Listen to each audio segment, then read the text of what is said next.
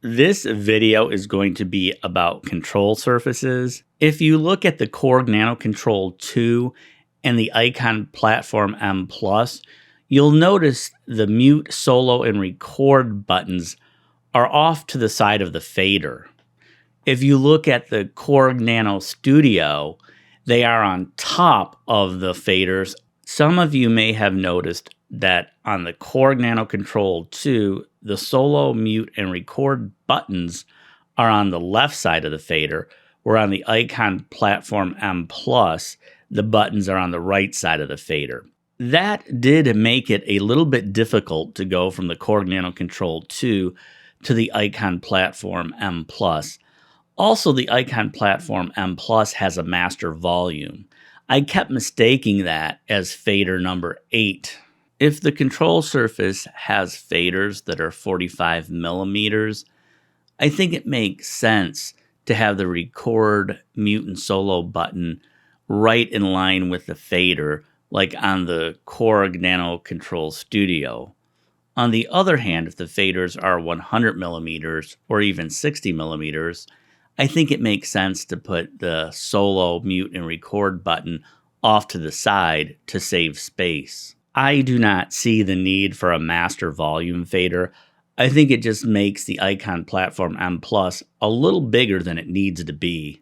If we look at the Korg NanoKontrol 2, I don't like the way the buttons and faders are grouped together. If we look at the gray line, it looks like the buttons and the fader in the yellow rectangle should be grouped together, but they are not. Instead, that gray line should be placed where I put this yellow line. Then they'd look like they're grouped together. It may seem like a minor detail, but everything adds up. The Korg NanoKontrol 2 and Icon Platform M+ can go by banks of 8. In other words, it'll go from 1 to 8 and then 9 to 16.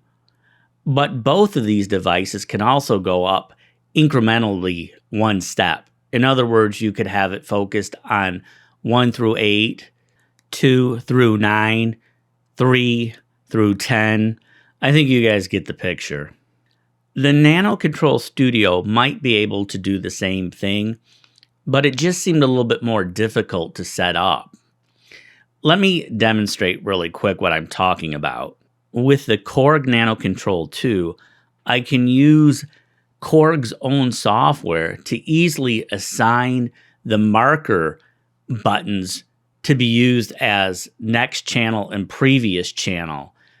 Like I said, in order to go from 1 to 8, 2 through 9, 3 through 10, you have to set it up within the Korg NanoKontrol 2. It's not like that by default. Where with the Korg NanoKontrol Studio, it just seems a lot more complex.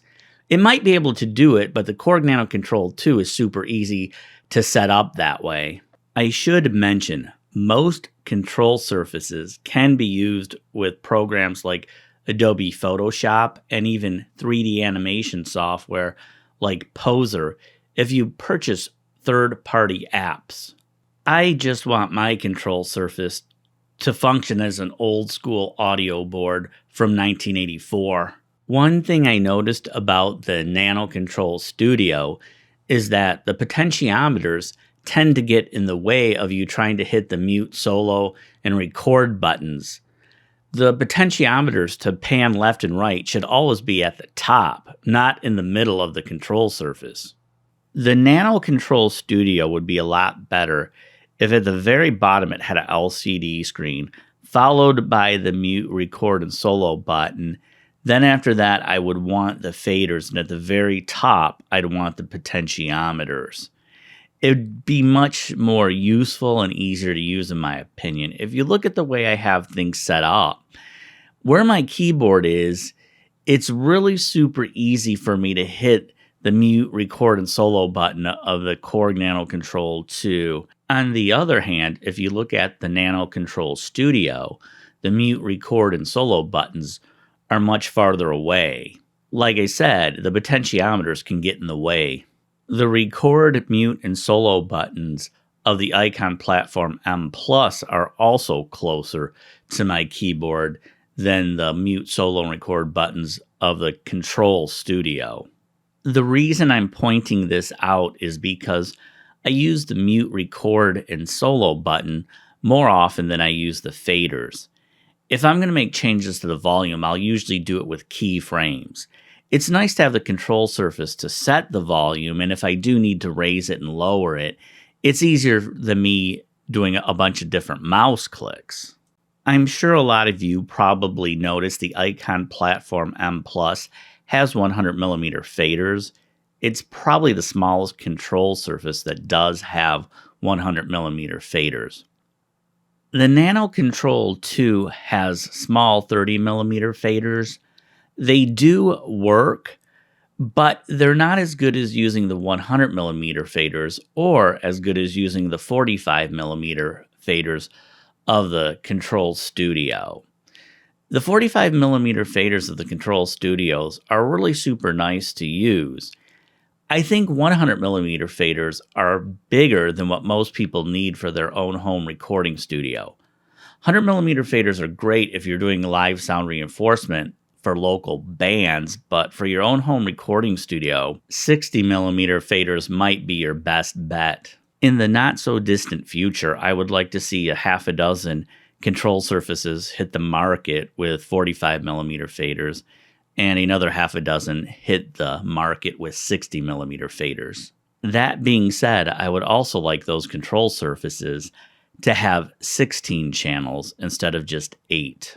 Using a control surface is usually more efficient than using a mouse.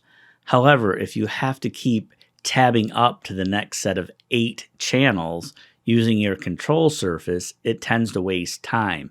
That's why I'd like to see more control surfaces that support 16 channels or 16 tracks, however you want to look at it. I should mention the Korg NanoKontrol Studio does have Bluetooth. I would like to see more control surfaces in the not-so-distant future include Bluetooth. I think now would be a good time to state that I wish all control surfaces had the USB port at the top instead of on the side. It's more convenient when the USB port is on the top.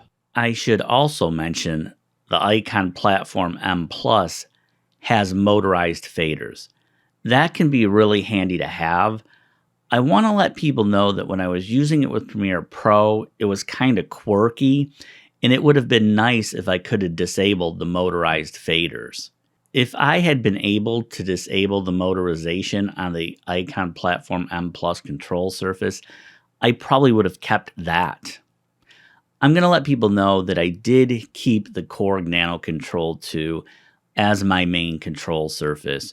I liked some things about the Korg NanoKontrol Studio, but at the end of the day, the fact that I couldn't set it up to go by groups of 1 through 8, 2 through 9, 3 through 10 made the Korg NanoKontrol 2 a better control surface in my opinion. I don't like the fact that the Korg NanoKontrol 2 has small 30mm faders. That being said, the buttons they used for the faders for the Korg NanoKontrol 2 are very comfortable. If you do use your control surface for mixing on the fly, you might be better served buying a control surface with 100mm faders.